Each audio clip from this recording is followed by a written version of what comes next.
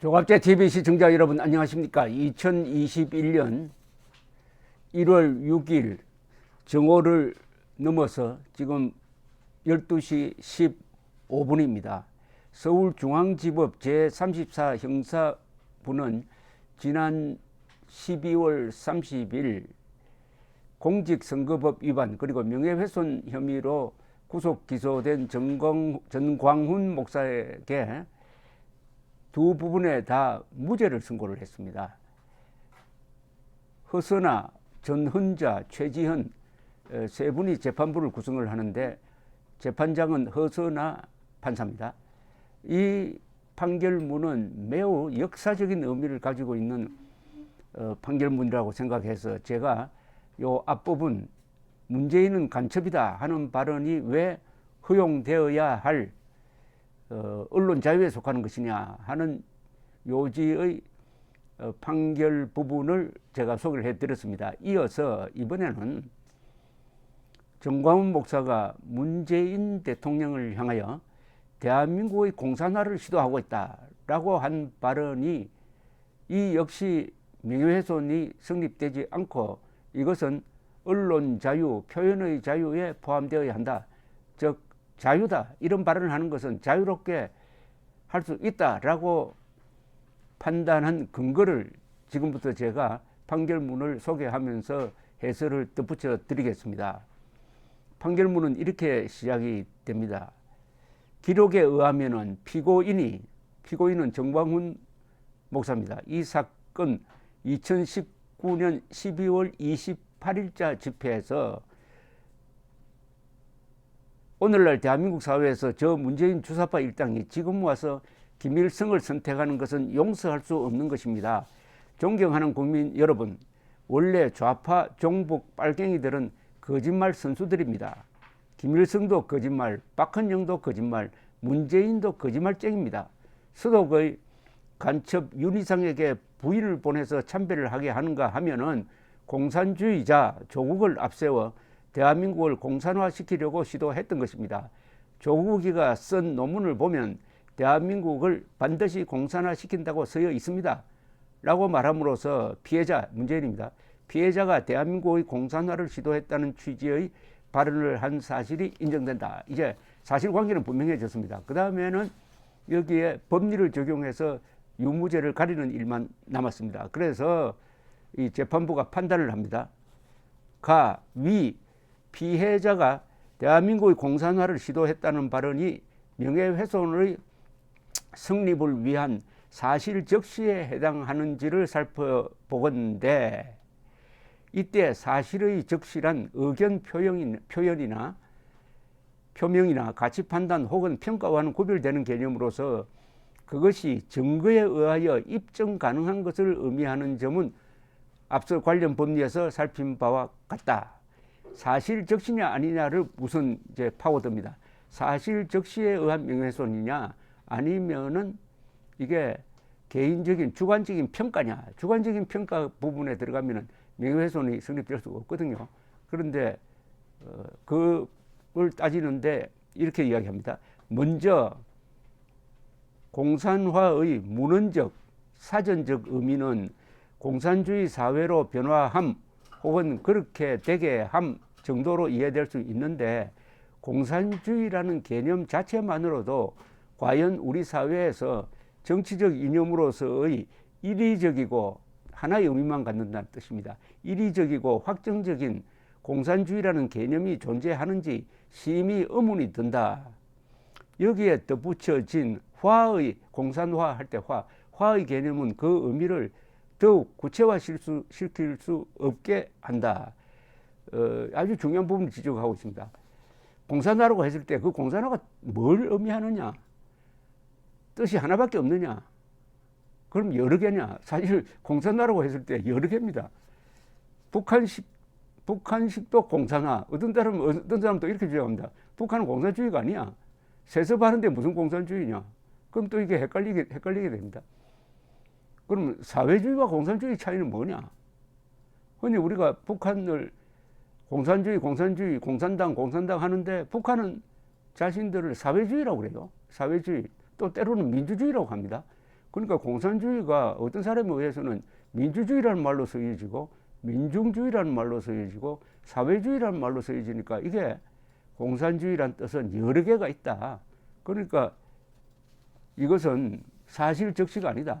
이 사실적시라고 했을 때 사실은 딱 하나의 뜻으로 확정되는 것이라 해야 된다. 그러니까 A가 사람을 죽였다. 요건 사실적시입니다. A가 B를 죽였다. 그거는 A가 B를 죽였다는 것 이외에는 다른 사실이 있을 수가 없어요. 또 죽였는지 안 죽였는지는 입증이 가능합니다. 그런데 공산화라고 했을 때 공산화가 뭔지 딱 하나의 의미로서 입증이 가능하느냐? 불가능하다는 겁니다. 그러면 이거는 사실적시가 아니다 이런 뜻입니다. 실제로 피고인은 이날의 집회에서 피해자는 문재인입니다. 문재인이 공산화를 시도했다는 점의 근거로서 1. 문재인이 서독의 간첩 윤희상에게 부인을 보내 참배를 하게 하였다. 2. 공산주의자 조국을 앞세워 대한민국을 공산화시키려고 시도했다. 조국이 쓴 논문을 보면 대한민국을 반드시 공산화시킨다고 쓰여 있다는 점을 각각 들었다. 그런데 위 각 근거들의 진위 여부는 일단 차치하고라도 위와 같이 제시된 근거들에 기초하여 곧바로 문재인이 공산화를 시도했다는 결론이 도출될 수 없는 점은 분명한 바, 즉 동일한 기초사실에 근거하면서도 다른 결론의 도출이 가능하다면 이는 이미 사실의 적시로서의 사실관계에 관한 보고 내지 진술의 영역을 벗어나는 것으로 볼 여지가 있다. 위와 같은 발언의 맥락을 고려하면 피고인은 자신 나름대로의 근거를 제시하면서 피해자의 정치적 행보 혹은 태도에 관한 비판적 의견을 표명하는 것으로 보일 뿐 이를 두고 어떠한 증거에 의하여 그 입증이 가능한 사실을 적시한 것이라고는 도저히 보기 힘들다. 이건 좀 설명이 필요합니다. 여기서 이 재판부는 이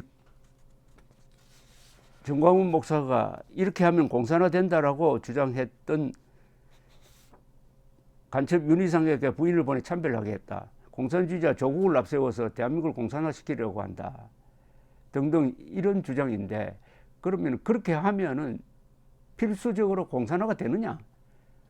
공산화가 되지 않는다는 겁니다. 공산화가 된다는 보장이 없다는 겁니다. 그러면은 정광훈 목사가 주장하는 그 공산화란 개념도 여러 가지 경우의 수 중에 하나지 1 더하기 1은 2라는 것처럼 딱 특정한 것이 아니다. 그러면 이건 사실적시가 아니고 의견 표명이다 이런 이야기입니다. 1 더하기 1은 2도 될 수 있고 3도 될 수 있다고 하면 이게 사실적시가 아닙니다. 그러니까 공산화의 필수적 조건들을 한 10개를 뽑아가지고 문재인이가 요렇게 했다. 그러니까 공산화한다. 이렇게 딱 적시를 하면은 그걸 사실적시라고 볼 수 있지만은 이 경우에는 한 2개 정도의 이야기를 하고 공산화로 갈 위험이 있다는 정도 이야기를 한 걸 가지고 사실적시의 명예훼손으로 볼 수 없다는 이야기입니다. 그러니까 사실적시와 의견 표명을 명확하게 구분하려고 노력을 하고 있다는 이야기입니다. 사실적시에 의한 명예훼손이거든요. 명예훼손 제가 성립이 되려면은 주관적 평가에 의한 명예훼손, 모욕적 표현에 의한 명예훼손 이런 게 아니고 사실적시에 의한 명예훼손이라야 그 죄가 성립이 된다. 이건 상식적으로 알아놓을 필요가 있습니다. 한편 이 부분 발언과 관련해서도 일정한 의견을 표명하면서 적시한 기초사실만으로도 타인의 사회적 평가가 침해될 수 있는 때에는 명예훼손이 성립될 수는 있지만은 검사는 이 부분 공소 제기에 있어서도 위 공산화 시도 발언의 근거로 제시된 사실 부분의 허위성을 이 사건의 판단 대상으로 삼지 아니하였고 이에 그 허위성 여부는 입증의 대상이 되지도 아니하였다. 요건 아주 검찰의 이 기소의 허점을 딱 파고듭니다. 그러니까 검찰이 제대로 하려면 이렇게 주장했어야 된다는 이야기입니다. 이런 거죠. 서독간첩 윤희상에게 부인을 보내서 참배를 하게 했다. 참배하지 않았다. 그러니까 명예훼손이다. 그 다음에 조국이가 쓴 논문을 보면 대한민국을 반드시 공산화시킨다고 쓰여 있는데 그 논문을 보니까 그런 내용이 없더라. 그러니까 이건 허위사실이다. 이렇게 주장했다면 몰라도 검찰이 그런 주장을 하지 않아요. 왜 안 했겠습니까? 그게 사실이니까 하는 거죠. 그렇다면 이걸 사실적시로 볼 수가 없다. 의견 표명으로 봐야 된다. 이런 이야기입니다.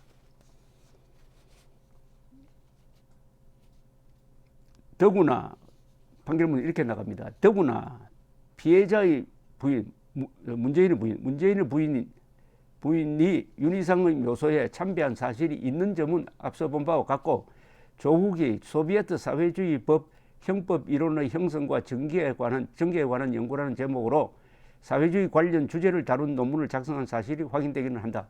그러니까 정광훈 목사가 주장했던 게 사실에 기초한 것이 틀림없다 이겁니다. 사실에 기초한 것으로 보인다는 겁니다. 사실에 기초한 것으로 보임으로 거기에 근거해 가지고 공산화를 시도한다라고 평가하는 것은 이것은 명예훼손으로 볼 수 없다. 검찰이 제대로 이걸 따지려고 했으면은 조국은 공산주의자가 아니다. 그리고 윤희상 묘소에 참배하도록 부인을 보낸 적이 없다. 이걸 딱 두 개를 증명을 해야 됩니다. 근데 두 개가 할 수 없거든요. 왜냐면 사실이니까. 그래서 검찰이 그걸 빼버렸습니다. 빼니까 판사는 그렇다면 이건 사실 적시의 문제가 아니고 의견 표명의 문제 아니냐. 의견 표명은 자유다. 이런 얘기입니다. 이러한 사정에다가 피해자 문재인은 현직 대통령이자 정치인인 공인으로서 공적인 존재의 정치적 이념에 대한 검증은 사상의 자유시장에서 더욱 자유롭게 이루어질 수 있어야 하고 허위사실에 기초하거나 이를 전제하지 아니한 나름의 검증 결과로 제시된 표현들에 대해서까지 형사처벌의 잣대를 들이댈 수 없다는 법리를 아울러 보태어 보면은 피고인이 한 문재인이 공산화를 시도했다는 발언 역시 검사가 제출한 증거들만으로는 사실의 적시라고 보기는 어렵다. 결국 무죄다 이 말입니다. 결국 검사가 제출한 증거들만으로는 피고인이 공연히 허위의 사실을 적시하여 피해자 문재인의 명예를 훼손하였다고 인정하기에 부족하고 달리 이를 인정할 만한 증거가 없다. 검사는 전쟁을 경험하고 지금도 분단 중인 우리나라의 현실에서 어떤 사람을 간첩 또는 간첩 행위를 하고 있다거나 공산화를 시도하고 있다거나 하는 등의 표현은 표현의 자유의 한계를 넘는 것이라고 주장하는데 그와 같은 우리나라의 현실에서 간첩, 공산화 등이 부정적 의미로 사용된다고 하더라도 누군가에게 그러한 부정적 표현을 했다고 해서 이를 부당한 표현이라는 평가를 넘어 바로 형사처벌의 대상인 명예훼손이라고 단정할 수는 없다. 부당하다고 설사 그게 좀 과하다고 하더라도 그게 형사처벌, 즉 감옥에 보내는 걸로 논리가 점프를 하면 안 된다는 겁니다. 사람을 감옥에 집어넣어 가지고 처벌할 정도의 표현이라고는 볼 수가 없다. 상당히 근사한 판결입니다. 요 판결 전문은 지금 조갑제닷컴에 그대로 올려놔서 이 다운로드 받기까지 해놓았으니까 여러분들이 이걸 읽고 이론 무장을 하고 어디서 문재인 대통령을 비판할 때 아주 정확하게 그러나 과감하게 하는데 하나의 방패로 써주시기를 바랍니다. 감사합니다.